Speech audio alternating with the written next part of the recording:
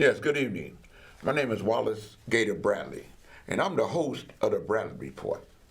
I'm also the president and urban translator for United in Peace, Inc. Got a very interesting show. We're talking about the violence, we're going to talk about politics, and I'm going to give you an update on this ARDC complaint against these lawyers within his law firm that refuse to properly represent their client that was involved in a federal suit against a nursing home. They mysteriously decided to drop their client after the judge had gave them the right to sue. Okay? I want to say that a lot of the issues that's brought to the show was put together by none other than the chairman of United in Peace, Inc. She's also the producer and the director of the Bradley Report, none other than my wife, Terry Marsh Bradley. And the technical wherewithal that's happening, when I try to do it, there's a young man by the name of Omari that's going to make sure that it's done right and in proper order. And I want to say, without further ado, to God be the glory. Let's get on with the story.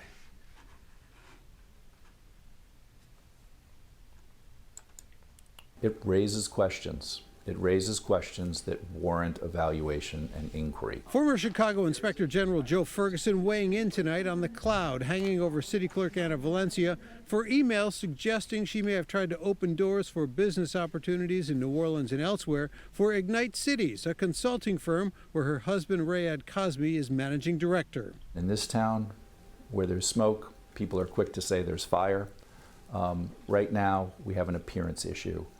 That's not necessarily smoke, and it's certainly not necessarily fire. Valencia has denied any wrongdoing despite questions raised by numerous emails and now a subpoena from the New Orleans City Council to the mayor there seeking all documents and communications with George Burciaga, Anna Valencia, and Rayad Cosme. I have nothing to do with any of my husband's business dealings whatsoever. Valencia is running for Secretary of State and has been endorsed by Jesse White, who is retiring. So she's in tough space, and in political space, you know, the greatest inoculation would be to publicly say, I've reached out to the IG and I've asked for an opportunity to sit down and talk with them. But there isn't sufficient information, and there will not be sufficient information developed in the time before the election for people to draw hard conclusions one way or the other. Ferguson said Chicago is way behind the best practices of places like California, where public officials have to disclose all of the business relationships of their spouses. The likelihood that we would be in this exact situation vastly diminished if we had full disclosure laws. Ferguson says it's understandable that Valencia's situation would be politicized in this election season, but he says at this point the facts are not conclusive of any wrongdoing. At City Hall, Craig Wall, ABC 7 Eyewitness News. You know, one of the things that's profound and perplexing, if you will, the reason that I'm speaking about this because we got an election that's coming up, June 28th, and the first day of voting is May 19th, is the first date to vote early, okay? I keep hammering on this because the Republican Party is trying to run a campaign to try to say the Democratic Party is totally corrupt. And when I see that Ken Griffin is putting all the emphasis, as well as his money, to people being attached to Madigan, when in truth, Ken Griffin is something that we need to really worry about. He's financing the candidate, Republican candidate, that's a former U.S. attorney that's going to be running for the Secretary of State's office. He also was instrumental in financing a Republican candidate that ended up winning to get rid of Supreme Court justice that was a Democrat. Now there's 2 elections for 2 seats on the Supreme Court. And if they are won by Republicans, then the Supreme Court, the majority on the Supreme Court will be Republicans. And we just saw what's happening with 5 Republicans being in charge of the U.S. Supreme Court and the chaos that we find in because of what was linked to the media of what they try to do with the women's right to do what they feel is right for their body. He also is the individual that's behind this Irving guy that's running, telling everybody that he's the biggest nightmare, talking about the guy Irving. Okay? We are at a point where he's running a candidate to be the Secretary of State. If Republicans win that seat, and they will win that seat, if Anna Valencia is elected to represent the Cook County Democratic Party, based on the fact of the actions that she did while she's an elected official to help benefit her husband financially. Okay? That's unethical. It may be criminal, but one thing for sure, if she becomes the nominee that represents the Democratic Party, it's going to make it where Republicans can drag pretty much their whole ticket down a rabbit hole, and the state of Illinois will become red. If the Republicans elect a Secretary of State, that Secretary of State, if it's Republican, will have say-so and sway over the certification of the next presidential election in 2024. And if Trump runs, because Ken Griffin is a Trump supporter, make no mistake about it. Irving is a Trump supporter. Make no mistake about it. The guy that's running for Secretary of State is a Trump supporter. Make no mistake about it. If Trump is able to run and he win the Republican nomination and he run in 2024 and he lose and Biden beat him again, that Republican that become the Secretary of State will have the power to decertify the winner of that election if it's Biden. We cannot afford no one. I'm not saying she's a bad person. I'm saying her actions dictate where she has an ethical and possibly a illegal activity, because she did these things while she is the clerk of Chicago, city clerk. I'm of the opinion that she needs to resign from that office. But I'm saying, can I take a chance and she get elected to represent the Democratic Party in the Secretary of State's race? Me, myself, and I'm telling my viewing audience, unless Janunius is the best chance. Vote, don't choke. And while we on politics, and something else, re-elect J.B. Pritzker, the governor of Illinois. Re-elect J.B. Pritzker, the governor of Illinois and elect Alexis Janulius for the Secretary of State. Why are we on the top of the politics? Because we know they say politics is local. Where everybody been asking if Lori's gonna run. Well, I say she's gonna run. And now you can see for yourself.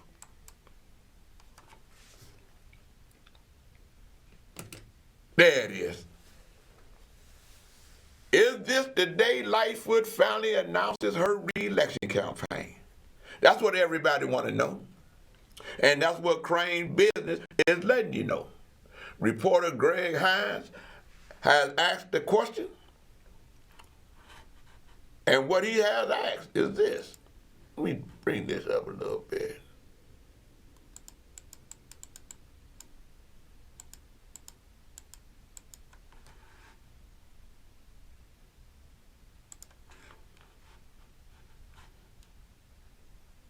Hold on right here.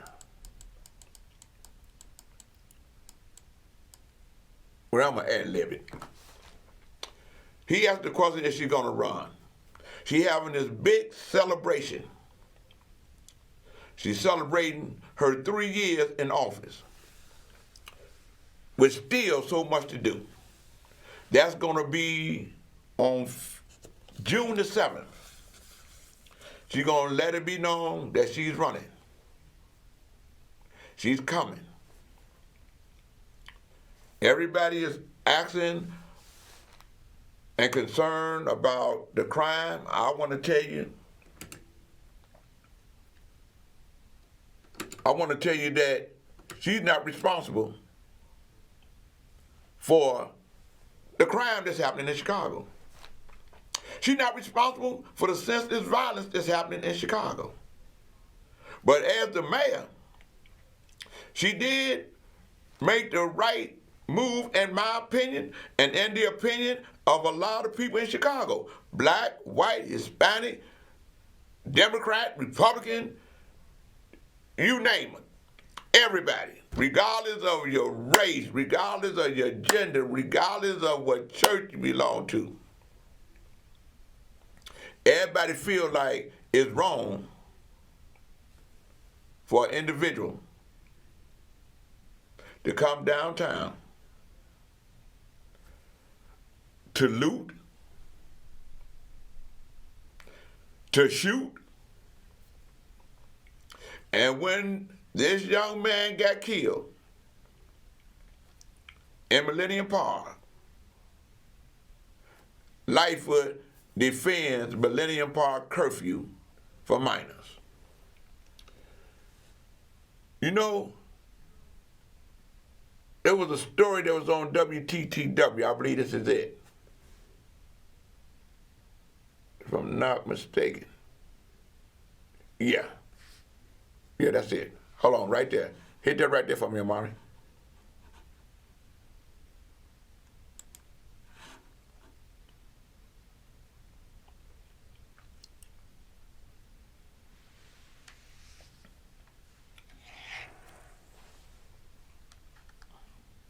In jail, charged as an told her. Cheryl Shondell Holliday's mother says she told her son not to go downtown. Now tonight, the 17-year-old who prosecutors say fired the single fatal shot at Holliday is being held in jail, charged as an adult for the murder in this park. Ask his family, and Shondell Holliday was an electronics whiz. He's a genius. He could fix anything. And that teenage genius had goals and dreams. Not long ago, his mother says she found a handwritten list. 10 goals he wants to accomplish, and he wanted to live to he's 21. Saturday night, Shondell Holliday was murdered, shot and killed in a crowd of kids his age at Millennium Park. He was 16 years old. I told him not to go. I said, "You're not going downtown." And I got a call. Shondell was shot downtown. Prosecutors say it was Marion Richardson who pulled the trigger, firing the fatal shot. Another male approached the defendant at the same time and appeared to punch at the defendant's head. Defendant Richardson then took out a handgun and shot the victim once in the chest. This grainy screen grab shows moments before the fatal shot. Prosecutors told the judge the two teenagers exchanged words, and then Holiday, they say, jumped on Richardson's back. My son traumatized because he actually saw his cousin take his last breath.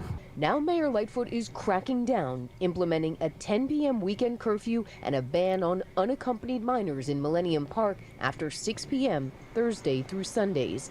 The city's hoping it saves another young life. Mayor Lightfoot has said this curfew will be enforced, but there are plenty of people asking exactly how this curfew is going to be enforced. The mayor has also said she hopes teens will just comply with this citywide and Millennium Park curfew on their own. You know, you heard what the mother said. That's so profound to me. Because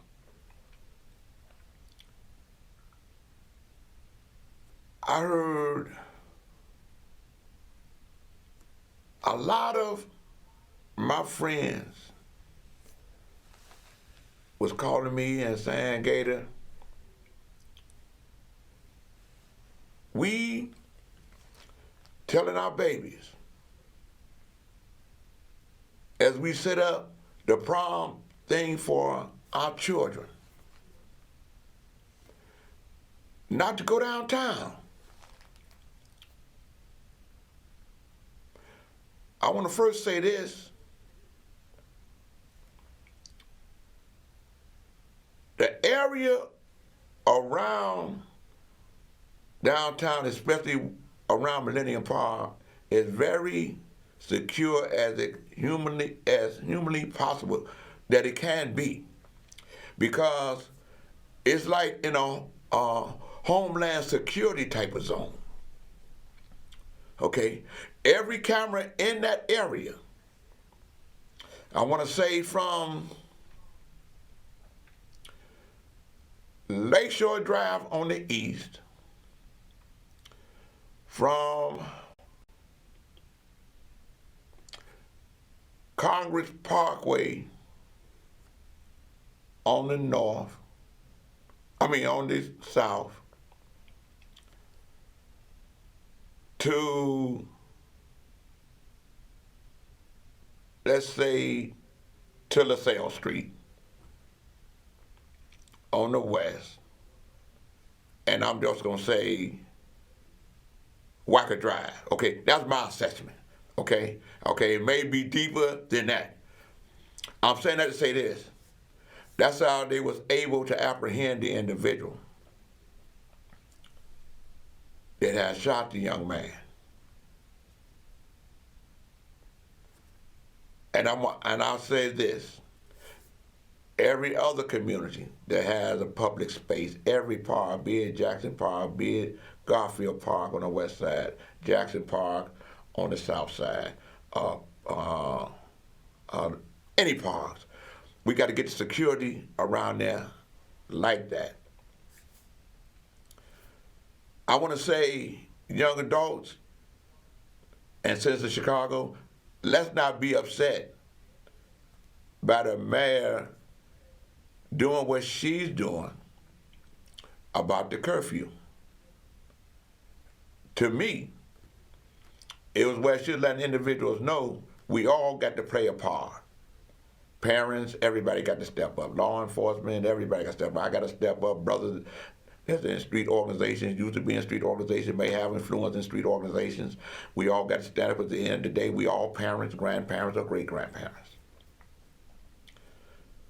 To know where our children are going. And I'm saying that to say this. I don't want to mention the guy's name or the guy's name, because I didn't get their permission to mention their name, but I'm going to share the conversation. They say, Unc, that's what they call me. Not that I'm a blood relative. It's an endearment that they give me, because I'm an elder that they listen to, one of the elders that they listen to. They say, Unc, we're going to make sure that our babies are secure. And we don't want them going downtown. I said, man, why not, man? They should say, Gator. Look, we paying for the transportation. We getting them blocks of rooms at the hotels. Okay? We're going to have security there, legitimate security, along with law enforcement that's in the areas where the hotel's going to be. We've told the chauffeur drivers, take them here to go eat. Don't let them tell you to take them nowhere else. Take them back to the hotel. We then got a ballroom for them to come and party in. It's a secure environment. We know there ain't no guns gonna be there. We want them to enjoy this moment for them to enjoy. Send them out to a suburban area.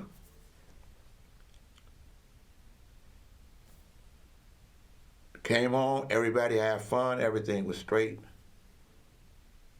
And when they saw what happened downtown, they called and said, we was telling you, and all I can say, that was a parent move, was a righteous move. And what the mayor is saying is that that space belongs to everybody. Tourists, African Americans, Hispanics, Asians, black, white, Catholic, Muslim, Jews, Democrat, Republican, regardless of your gender, everybody got a right to be safe. And I got to say this, I'm going to move to the next story. I remember the commercials used to come on and say, where are your children? It's 10 o'clock. Do you know where your children are? We need to see more of those commercials. And Mayor, I'm glad that you made that move because you're letting them know that we got to come with a new message to help eradicate this problem. And it starts with everyone being accountable and know the consequences. Accountability and consequences, in my opinion, is the thread that's needed. Because everybody's opinion, when it comes to what they think need to be done in the name of public safety, is very important and become a part of a quilt that need to be sewed together to make it a quilt of public safety.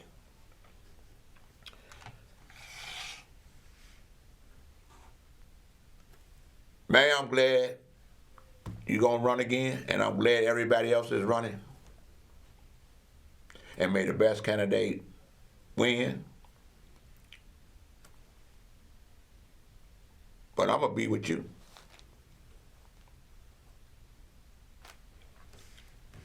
The next piece. For the foreseeable future, Chicago is instituting a new curfew for minors. It's the mayor's latest attempt to crack down on violence in the city. But as Amanda Vinicky will tell us, critics question whether the move will help or cause more harm, and even whether Mayor Lightfoot has the authority to do it. Amanda. Yes, Paris. Mayor Lightfoot says that she signed the executive order making curfew an hour earlier. It'll now be 10 instead of 11 p.m. with a heavy heart. We need to make sure that they are safe, and importantly, that our young people understand and respect basic community norms. Respect for themselves, respect for each other. And we must ensure that every one of our residents and visitors, no matter who they are or where they come from or how old they are able to safely enjoy our public spaces. Now, the action from Lightfoot came after a gathering of youth that was promoted on social media Saturday night near the Bean ended in tragedy. 16-year-old Shondell Holliday shot and killed his alleged killer. Also a teenager, 17, was in court today and is being tried as an adult. Holliday was a freshman at Gary Comer College Prep, and he spent first period of every day as part of the Champs Mentorship Program with founder Vondale Singleton. And Singleton says that Holliday was quick-witted and a deep thinker. He recalls an early class assignment for everyone to write down their 10 goals. Singleton says he will never forget what Holliday wrote. It was like not die. Like that was like one of his goals, and make it to 21. This is like, these are my goals up until 21. Like, I won't make it past that. He says the class at the time discussed what Holliday wrote. That's it. I'm going to ask you in front of the class, like, you know, why did you write if you make it? And he was like, man, it's a lot that happened in Chicago with young people. You hear about it on the news. You see young people getting shot and killed every day. And I don't know if I'll be able to say I'm 21 years old. He says that they also discussed it in class today when Holliday's seat was, of course, noticeably empty. Now, in light of that, minors not just going to have to abide by an earlier curfew, another order from the mayor bans youth at Millennium Park on Thursday through Sunday nights, anytime after 6 p.m., unless they are accompanied by, quote, a responsible adult. And while Lightfoot cites a Supreme Court decision for being able to do that, the ACLU questions whether she has that authority, among other concerns from the ACLU, which says that the regular curfew policy passed by an ordinance has exceptions, like a teen is allowed to be out if they are working, that this does not include. They don't need to ban young people from Millennium Park in order to keep people safe. It's only going to make communities feel less safe, young people feel less welcome and less trusting of the police if they target all young people as, you know, painting them as potential criminals. Now, the last time that a special curfew was in effect during the protests following George Floyd's murder, ACLU says that 75% of those arrested for violating it were people of color. And the ACLU says that there are clear implications with these latest moves that some people of color are not welcome downtown. They also criticize the policy for being vague. For example, just who is considered a responsible adult. Significantly doubt that white teens who come in from the suburbs to go to concerts or hang out at Millennium Park are going to be stopped and asked whether they are with a responsible adult. It seems like an invitation for the police to make unguided and discriminatory determinations of who is responsible for a young person. The ACLU's Alexander Brock says that Chicago also already has in place plenty of tools for crowd control. They use them for parades, concerts, baseball games. She says that it is unfair, speaking of, to deprive young people of all of the amenities in concerts at places like Millennium Park, public places. It is one of the few spots for youth that were certain, or at least for youth from certain neighborhoods, feel safe, says community leader Alonzo Zaragoza. We have a lot of resources for people that continue to act badly, but zero resources for people that are trying to be good. Some of these teenagers are just trying to go to Millennium Park because it's the only safe space that they have, where it's monitored, there's police, they don't have any fear or shouldn't have any fear of being recruited by gangs or being harassed by people. He says that some parents can't afford to accompany their children downtown on a weekend night. Perhaps, especially a single parent, is working. He says that instead of issuing all of those free gas cards, Lightfoot should instead be spending money to keep open the city's public schools at nights and throughout the summer so that they can serve as safe places for teens to congregate. He also questions what difference this earlier curfew is going to make. Gang violence doesn't just stop at 10 p.m. or 11 p.m. You're changing it 1 hour, it's going to make no difference. Some of these shootings around the city are happening at like 9 in the morning. But Wallace Gator Bradley of the group United in Peace says that when people are being killed, Chicago cannot just keep doing the same thing. He says that there has to be accountability, there have to be consequences, and he says that all of Chicago has to step up. I applaud the mayor for making that decision, okay? And she's damn if she do, damn if she don't. But this time, the finger is pointed at the right target, which is us as citizens. Bradley says he joined a gang at 14. He later served prison time. And yes, he says that a curfew and requirements for adult supervision would have made a difference in his life. It made it where the parents had to know that they were being accountable for their children. They knew. I remember the commercial come on. It's 8 o'clock or it's 10 o'clock. Do you know where your children are? Okay, I haven't seen one of those commercials in a long time. Meanwhile, Governor J.B. Pritzker was asked about Lightfoot's actions. He did not directly address the curfew stance nor say whether he'd spoken with the mayor. He did say that the Illinois State Police reached out to the Chicago Police Department to let them know that troopers are available to assist on the front lines if needed. It's up to each city. They are on the front lines to do what is necessary to keep order and to I just want to say, I mean, these killings, particularly of young people, but any sort, are just horrific for everybody that lives in Chicago and everybody that lives in Illinois. And so local police have to get their arms around this. Now, again, these curfew policies are going to be in place for the foreseeable future, according to the mayor's office. The ACLU says that it is demanding answers to some of its questions, including the legal basis for these actions and also what, if any, guardrails are in place to ensure that enforcement of the new policies is not racially discriminatory. And then the ACLU says it will decide its next steps. With that, Paris, back to you. Yeah, a lot of questions about how this is going to be enforced. Amanda, thank you very much. You know, I'm glad that everyone is talking. You can't,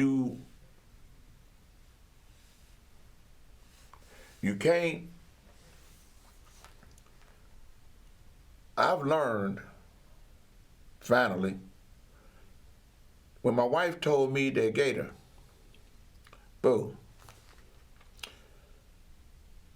if you learn to tolerate, honor, and respect other people's opinions, you have less arguments. Because it'll make them tolerate, honor, and respect your opinion. Therefore, it go from an argument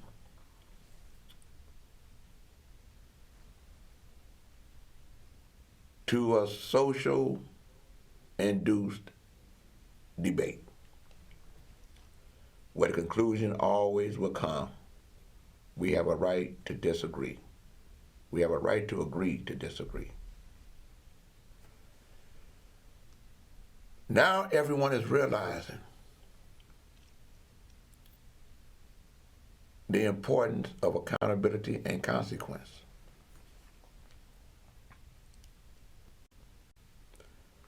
I was glad that the mother came out and said she told him not to go downtown, and I want to send my condolences. Me, my wife, and our family want to send our condolences to you and to everyone who have lost a loved one or a friend. I want to ask God, or I want to thank God for those who have survived since this violence and shootings. And I pray that you continue to bless them with your mercy and grace and a hedge of protection around them.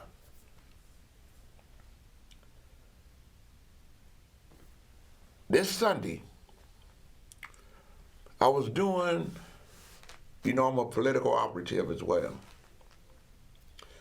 And I was doing I was advancing churches for first congressional candidate, Jonathan Jackson.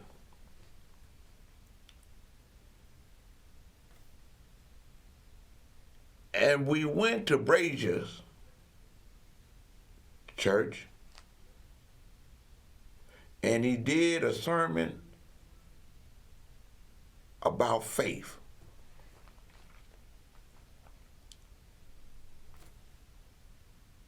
Then we went to another church. And that church, by the grace of God, in my opinion and belief, had it where that church was doing a sermon based on faith. I'm saying, I see it as a sign that's saying if we pray together, don't have to be all of us.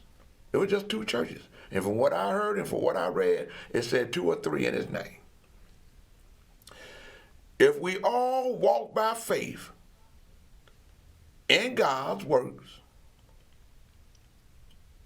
and we do the required works in order to get our prayers answered, as long as the prayers are purposefully focused on the support and the enforcement of the People's Code, which is senseless shootings and killings and violence, the rape and the abuse of women and children, the abuse and the robbery of our elders and seniors are no longer to be tolerated nor accepted. And if we just share that with our family members, who would share it with their friends,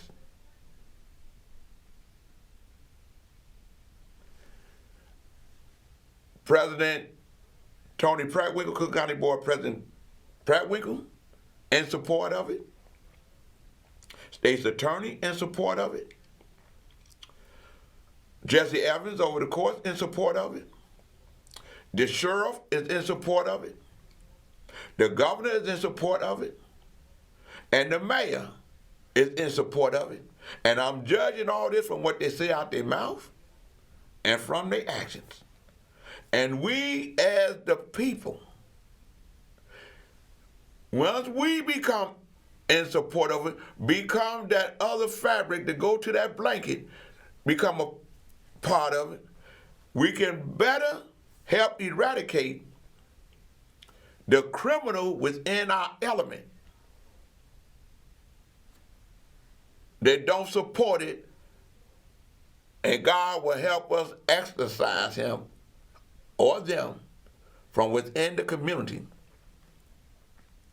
and they will get the consequences for their actions.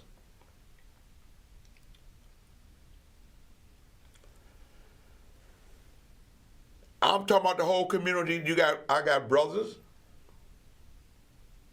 that's calling from behind the walls of the penitentiaries.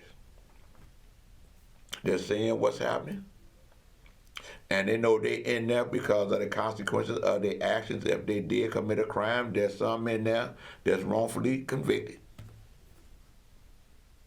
But there's some in there that know that they are there because of the crimes that they committed. I know I once was a criminal, and I did my time for the crime that I committed. And by the grace of God, I was able to redeem myself with the help and the advice of others. There's a lot of brothers that's coming out the institutions that's doing some of the same things that I'm doing to help stop the violence. We all got to come together to make it work. And something else, this next story that we're dealing with, bad slum lords.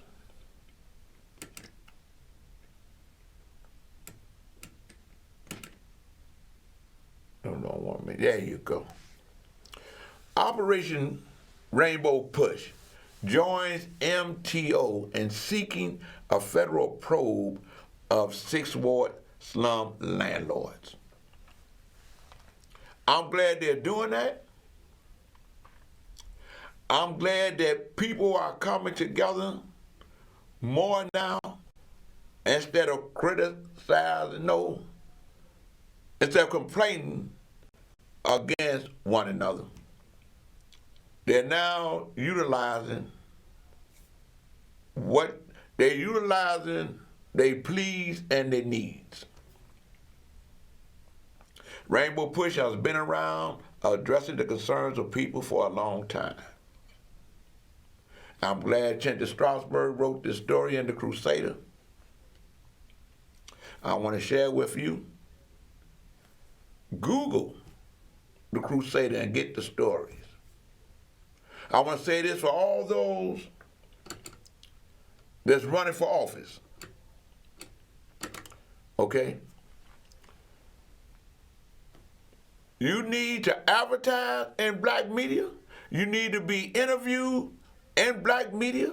I know you doing this with Hispanic media. I just want to say you need to advertise with black media when you run for office, whether you're a black candidate, a Latino candidate, or a white candidate, or whatever type of candidate. Come to the black community, not just on white stations. Come to the black community through our media. Like Crow TV, they have the Munir shows. Even if you got to share something with Maze Jackson.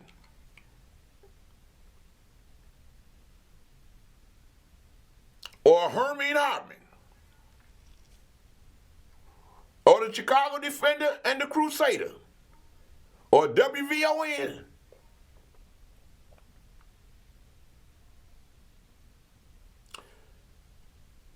Help us to inform our community for them to know that we are not an island.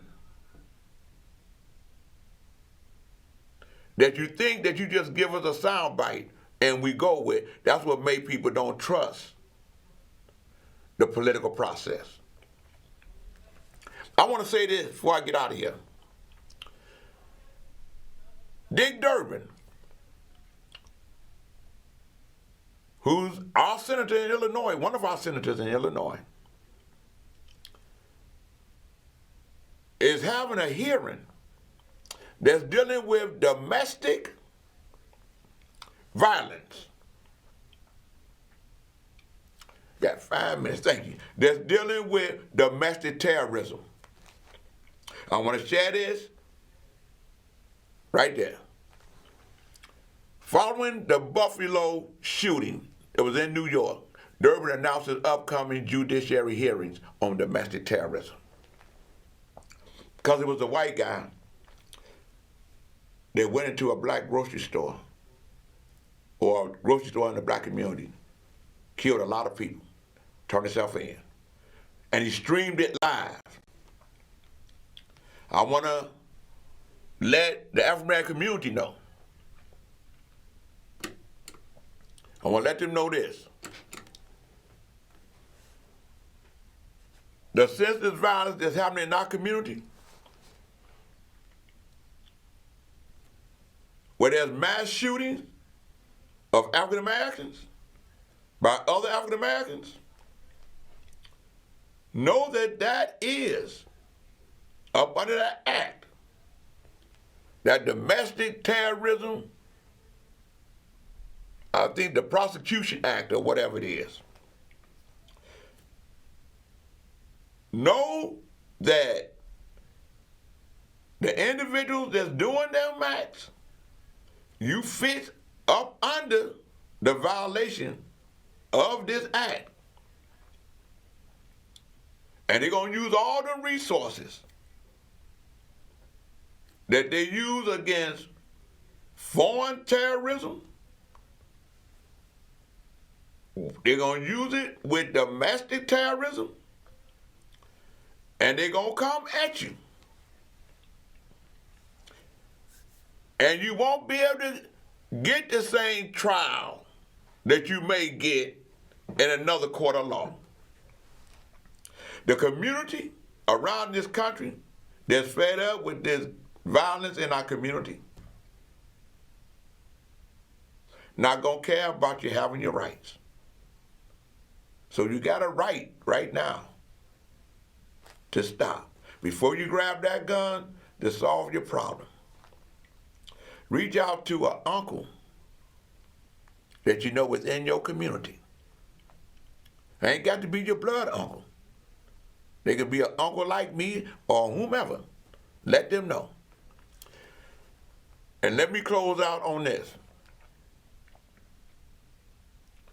I told you last week that Lottie Smith, the woman that had died, because of what was happening in the nursing homes. And then her loved one, her daughter, Gator Bradley, got with a law firm to sue. And the judge said she had a right to sue. Well, that law firm did some nefarious things, and she filed an ARDC complaint. She just, against the law firm.